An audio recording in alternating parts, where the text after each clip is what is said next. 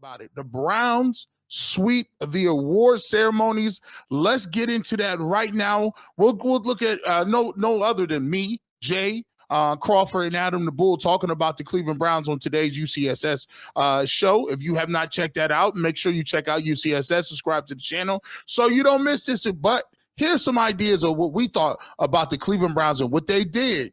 Something special in the award ceremonies. I mean, I'm only surprised because I didn't think Flacco would win. I have too. I mean, the assistant coach of the year, I didn't have any feel for that. So, but you thought he had a good chance. I assumed Stefanski and Myles Garrett were going to win at this point, but I was stunned that Joe Flacco won because I thought people, as a lot of people did, would vote for Damar Hamlin. We've talked about this. I think voting for Damar Hamlin is ridiculous. And it's no offense to him. So did 6 or 7 other voters. Right. I mean, listen, we understand. Give him an award for something else. But he didn't come back because he didn't play. He came back from death. I get it. That's pretty amazing. Yeah. That's his biggest comeback you can make. But he didn't play. Yeah. But even without Damar Hamlin, I would have assumed that both Baker and Stafford would have finished ahead of Flacco, but it didn't happen. Yeah, his story was so remarkable. I think the fact that he was just out of the game completely. It's not like he was injured last year and came back. The guy spent 2/3 of the season watching from his living room. The reason I think they got this right, ultimately, I think they missed an opportunity to do a big emotional 5-minute award feature, and at the end of it announce that each year from this day forward there will be a Damar Hamlin Courage Award winner. Right. I think the league missed a huge opportunity. I like that. And this is a league that, from a marketing standpoint, misses very little. Yeah, that's true. But I just felt like the crowd wanted desperately to give him the standing ovation that he deserves. Sure, yeah. And I felt badly that he never got that opportunity. Yeah, that was weird. They did, you saw a little brief snippet, but the emotion of a player dying on the field, that's what is in the back of every player's mind. That can happen. Yeah. And so I thought they missed that opportunity. But I think at the end they got it right. The award is Comeback Player of the Year. And you can see that that was Jay Crawford, myself, and Adam the Bull talking about, a little bit about Joe Flacco. He did win Comeback Player of the Year. And I think when you look at what Joe Flacco went through and what he did was, he it's the momentum ride. I talked about it before. It's political season. And one of the things that Joe Flacco did is Flacco really captured the minds and the hearts of the people of Cleveland. And it was such a good story that it was going to be an uphill battle for anybody else other than winning that award, even though Damar Hamlin did come back, as Bull said, right? He came back from the ultimate thing, which was, he died on the field and came back. I went viral talking about Damar Hamlin and how the league should be looking at players and player safety and player health and different things like that. And I agree with Adam the Bull. You do have to come back, and you definitely have to play a little bit. You have to be an individual that's going to play, and you have to be able to, I think, play at a high level for you to win that award. But when you look at the thumbnail of this video, we talk about it, and then how I wanted to dissect this thing was saying, okay, look at it this way. The Cleveland Browns win Coach of the Year. The Cleveland Browns win Defensive Player of the Year and Myles Garrett. We'll get to some of the comments later on with TJ Watt being all in his feelings. Come on, TJ. You and your feelings right now. And then we talk about Jim Schwartz and the job he did, the assistant of the year. And then obviously we talk about Coach Stefanski as the coach of the year.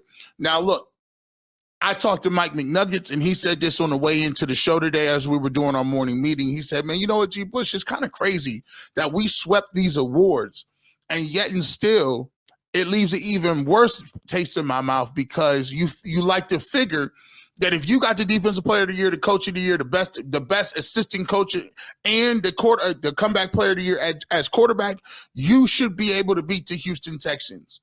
And I thought about that. I didn't go as far as he did, but what I did say was this.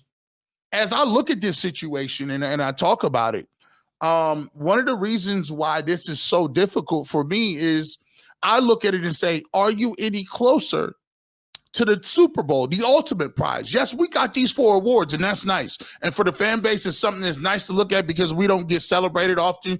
It's very rare we see our team, our colors, or anything, and with winning awards at the end of the season. But one of the awards that we want most is the Lombardi Trophy.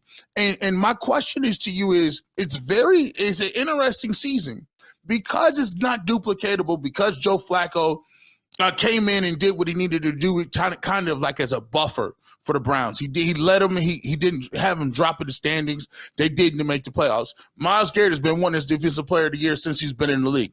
He's finally got that. Schwartz had a defense that was cooking the rest of the season. And so you look at all these things, and the thing that hits me the most is that's all fine and dandy. But the moves in the offseason will tell you that it's all about what we're talking about with Deshaun Watson. Every move that we've made so far, including Ken Dorsey coming in as offensive coordinator, points to the fact that the brass, especially D. Podesta and Haslam, believe one thing. If you believe that you are going to take the play calling away from the coach of the year, you better do that. And you better be sure that you're on the right path, because it's something to be said for this. And I want to give Kevin Stefanski his flowers a little bit.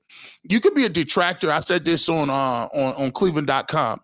And he asked me, he says, listen, Coach Stefanski is one of only 2 coaches, I believe 2 of 13 that have won more than 1 coach of the year. He has 2 now.